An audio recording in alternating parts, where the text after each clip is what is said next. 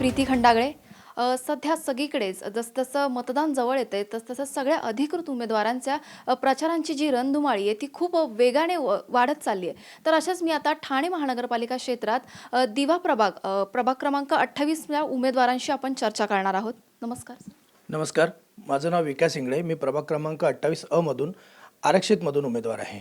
Sir काय सांगाल दिव्यातील जो मोठा प्रश्न असतो पाण्याचा, जिथे कमी दाबाने पाणी येणं किंवा ड्रेनेजच्या काही समस्या आहेत त्याविषयी तुमचं काय मत आहे? बघा, हा जो पाण्याचा प्रश्न आहे हा अगदी ज्वलनशील प्रश्न आहे दिव्याच्या बाबतीत. दिव्याला 200 करोडचा निधी पाण्यासाठी आलेला आहे, पण तो आहे कुठं? हा दिवेकरांना सर्वात मोठा पडलेला प्रश्न आहे. इथं वारंवार त्याच पाईपलाईनचे त्याच त्याच टेंडरच्यासाठी वारंवार इथे भूमिपूजन केलं जातं, नारळ फोडल्या जातं, बॅनर लावले जातात, पण खऱ्या अर्थाने अजूनपर्यंत दिवेकरांना पाणी भेटलेलं नाही आहे.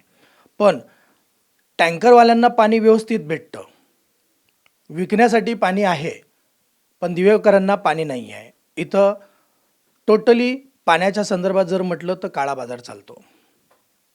रस्ते वाहतूक इथले कसे आहेत, म्हणजे तुम्ही काय सुविधा देणार लोकांना? रस्ते आणि वाहतूकच्या बाबतीत जर म्हटलं तर इथे मनोपल्ली चालतं. इथं फेरीवाल्यांना भाड्याने पैसे घेऊन त्यांच्याकडनं भाडे घेऊन अक्षरशः रोडवर उतरवलं जातं. रोडवर त्यांचे व्यवसाय चालतात. इथं वारंवार महानगरपालिकेला व RTOला मी स्वतः पत्रव्यवहार करूनसुद्धा तात्पुरत्या स्वरूपात कारवाई केली जाते, पण त्यांना कुठल्याही प्रकारची कडक कारवाई करून योग्य ते नियोजन करून त्यांना इथून हटवल्या जात नाही. पण मी वंचित बहुजन आघाडीतर्फे एक ग्वाही देतो की 2014च्या नियमानुसार फेरीवाल्यांना योग्य ते त्यांचं स्थान उपलब्ध करून देणार. इथले पुनर्वसन प्रकल्प किंवा जे काही रखडलेले प्रकल्प असतील त्या नागरिकांना तुम्ही कसं न्याय देणार?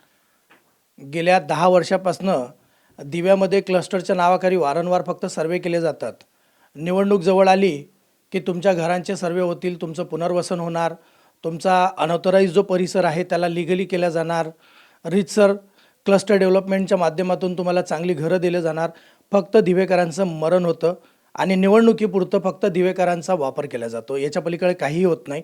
पण वंचित बहुजन आघाडी जर सत्तेत आली, ठाणे महानगरपालिकेमध्ये जर दिवेकरांनी आम्हाला साथ दिली किंवा ठाण्यातल्या वेगळ्या उमेदवारांना जर साथ दिली तर नक्कीच आम्ही ठाणे महानगरपालिकेमध्ये या प्रश्नाला जास्तीत जास्त प्राधान्य देऊन दिवेकरांना लिगली कुठंतरी आपलं स्वतःचं हक्काचं घर देण्याचा प्रयत्न करू. तुम्ही काय आव्हान करणार सगळ्या दिव्यातील जे स्थानिक असतील या प्रभागातील त्यांना तुम्ही कोणत्या सुविधा उपलब्ध करून देणार? त्यांच्या ज्या अडचणी असतील, जे प्रश्न जे मांडत असतील ते कसं तुम्ही त्याचा न्याय करून देणार त्यांना? बघा, प्रत्येक क्षेत्रामध्ये मूलभूत गरजा असतात. आरोग्य, पाणी, शिक्षण, ह्या तिन्ही सुविधांचे दिवा परिसरामध्ये 3-13 वाजलेले आहेत. आमचे हात तेव्हाच बळकट होतील जेव्हा आम्ही सत्तेत येऊ. आमच्याकडे अधिकार तेव्हाच असेल जेव्हा आम्ही सत्तेत राहू. आम्ही एक सामान्य माणूस म्हणून फक्त आवाज उचलू शकतो, आंदोलनं करू शकतो, लढा देऊ शकतो, पण खऱ्या अर्थाने जर दिवेकरांना त्यांच्या सुविधा हव्या असतील तर आम्हाला सत्तेत येणं गरजेचं आहे. त्या संदर्भात मी आता जास्त भाष्य करून काही अर्थ नाही आहे, कारण निवडणुकीचा काळ आहे. सर, तुम्ही गेले 15 वर्ष इथे राहतायत, तर इथल्या भूमिपुत्रांना आरक्षण कशा पद्धतीने तुम्ही मिळवून देणार आहात? बघा, खूप छान प्रश्न तुम्ही विचारलेला आहे.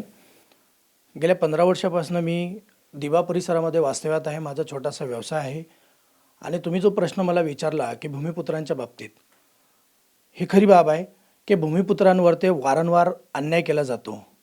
इथल्या भूमिपुत्रांच्या मनाविरुद्ध त्यांच्या जागेवरते, त्यांच्या वाडवडिलांनी कमवलेल्या जागेवरते सरकार कुठल्याही प्रकारची सूचना न देता, कुठल्याही प्रकारचं विश्वासात न घेता त्यांच्या जागेवरती आरक्षणं टाकली जाते आणि त्यांना मोबदला म्हणजे अगदी थोडक्या स्वरूपात दिला जातो. तर सर्वप्रथम आम्ही जर सत्तेत आलो तर भूमिपुत्रांसाठी त्यांच्या ज्या जमिनीवरती आरक्षणं पडलेली आहेत ते आम्ही कुठंतरी आरक्षण हटवून त्यांना स्वतंत्र सातबारा कोरा करून देण्याचा प्रयत्न करू.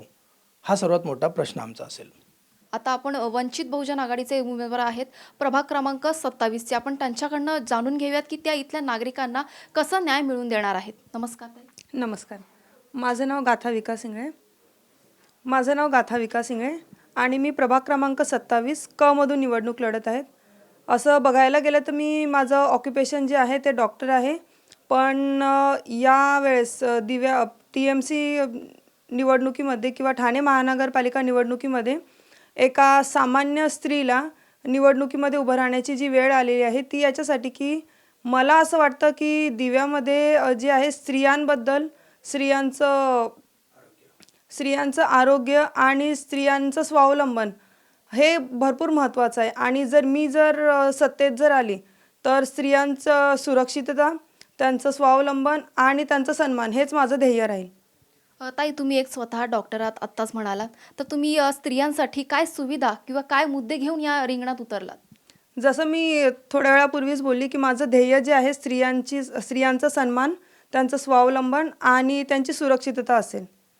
सध्या सगळीकडे म्हणजे कुठेतरी ना कुठे असं की स्त्रियांवर अन्याय वगैरे होतो, तर त्यांना तुम्ही न्याय कसा मिळवून देणार? मागच्या महिन्यामध्ये आम्ही जसं पत्रव्यवहार केला होता आणि एक अर्ज केला होता की दिव्यामध्ये आमचं पोलीस स्टेशन नाही आहे, तर एक स्वतंत्र पोलीस स्टेशनची मागणी करण्यात आलेली आहे. आणि महिलांच्या सुरक्षिततेसाठी दिव्यामध्ये महिला पथक किंवा भरारी पथक व्हावं यासाठी त्याची मागणी केलेली आहे. त्यानंतर वेळोवेळी कोम्बिंग ऑपरेशन करून स्टेशनजवळचा जो परिसर आहे रहदारीचा तो सुरक्षित करण्यासाठी आम्ही कोम्बिंग ऑपरेशनची मागणी केलेली आहे. आणि याच्यानंतरही आम्ही जर सत्तेत आलो, यानंतरही आमचे प्रयत्न तेच राहतील. महिलांची सुरक्षितता हाच महत्त्वाचा मुद्दा आहे. त्यानंतर झालं महिलांचं आरोग्य. दिव्यामध्ये स्वतः एक मल्टीस्पेशालिटी हॉस्पिटल उभारण्याचं आमचं स्वप्न आहे. कारण महिलांना भरपूर सारा म्हणजे खूप धक्कादायक आणि एकदम घाणेरडा प्रवास करून कळव्याला जावं लागतं शिवाजी हॉस्पिटलमध्ये प्रस्तुतीच्या काळात आणि त्यानंतरही. यामध्ये भरपूर महिलांचा आणि मुलांचा जीव गेलेला आहे. तर माझं सर्वात मोठं स्वप्न हे आहे की मी दिव्यासाठी एक मल्टीस्पेशालिटी हॉस्पिटल उभारणं हेच असेल. तुम्ही काय सांगाल, इथे कचऱ्याच्या जे संदर्भात कचरा डम्पिंग ग्राउंड जे चालू आहे, या संदर्भात तुम्ही काय करणार? खरं तर पाहायला गेलं तर दिवा विभागामध्ये बऱ्याच ठिकाणी जे कचरा जो साठलेला आहे आणि डम्पिंग ग्राउंडच्यामुळे बऱ्याचशा दिवावासियांना याच्या दुर्गंधीला आणि धुरामुळे होणाऱ्या आजारांना सामोरे जावं लागतं. ह्या आजारापासून बरेचसे महिला वर्ग आहेत, वयोवृद्ध आहेत, बालकं आहेत, ही दगावलेली आपल्याला पाहायला मिळतात. ह्या डम्पिंग जे आहे ते आम्ही जर सत्तेत आलो त्याच्यासाठी आम्ही कटिबद्ध आहोत. तर हे होते वंचित बहुजन आघाडीचे उमेदवार प्रभाग क्रमांक 27 आणि 28 मधले. तर अशाच वेगवेगळ्या वॉर्डांमध्ये अधिकृत उमेदवारांशी आपण चर्चा करणार आहोत. तोपर्यंत बघत रहा आवाज इंडिया मराठी. आवाज